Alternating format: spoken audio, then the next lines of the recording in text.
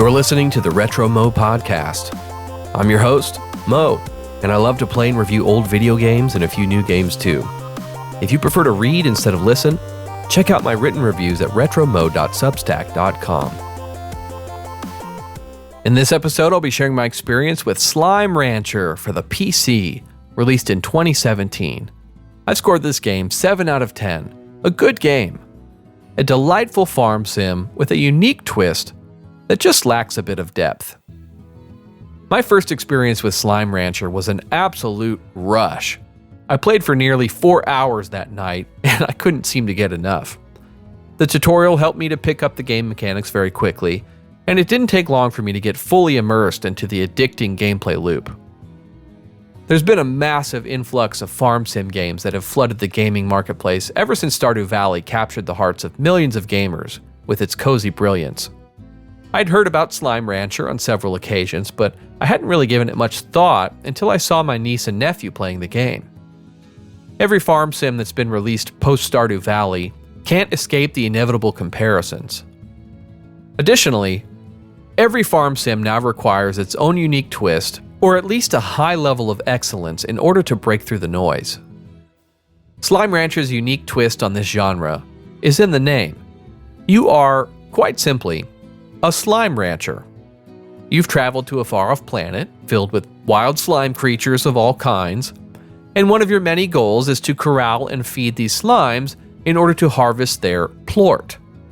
The game devs have put forth some effort to avoid the mischaracterization of plort as slime poo, but they're fighting an uphill battle, if we're all being honest.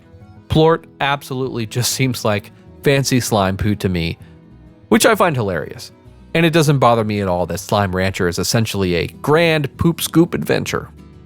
The huge variety of different slimes and slime foods and critters and plorts makes for a fun discovery process. Quick warning, some mild gameplay spoilers ahead. However, I felt like I had already cracked some code in the game fairly early on by going all in on rock slimes and feeding them heartbeats, which produced decent value plort in very large quantities. I quickly maxed out all corral upgrades and personal equipment upgrades after only about 6 hours of gameplay. I continued to unlock new areas with currency and by feeding the giant slimes, but the game's luster just began to wear thin at that point. I seemed to have plumbed most of this game's depth, and I had no desire to continue the grind that would be required to unlock the entire map. Visually, this game is no showstopper, with lots of dull browns in the early sections of the map, but the excellent design of the slimes and critters deserves high marks. The slime animations and sounds are smooth and convincing. The slimes just feel so alive and they're fun to interact with. Some portions of the map are much more interesting, with rich, vibrant colors that give off that otherworldly vibe.